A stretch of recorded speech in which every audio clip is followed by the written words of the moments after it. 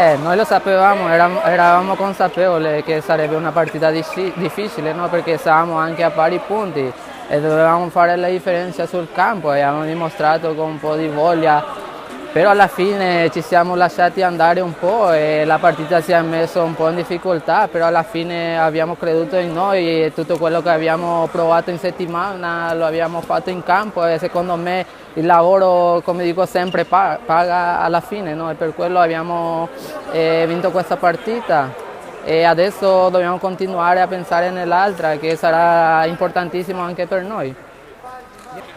Io veramente mi trovo benissimo in questa squadra, non posso parlare niente di quello che è successo prima, no? Perché dobbiamo dimenticare tutto lo buono e anche lo malo che abbiamo fatto in campo. E noi adesso pensiamo ogni partita che giochiamo che è una finale, che per noi fino alla fine sarebbe bene portare i 3 punti sempre a casa, come l'abbiamo fatto oggi, che siamo concentrati dal principio fino alla fine. Diciamo che abbiamo sfruttato questo che è successo in campo, che sono venuti espulsi 2 giocatori e lì loro si sono messi in difficoltà e noi abbiamo approfittato di questa opportunità che ci ha presentato in campo. Questa è la voglia che noi mettiamo sempre in campo, no? Perché non lasciamo scappare nessuna palla, andiamo sempre al contrasto e per fortuna oggi siamo stati favorabili su questa cosa.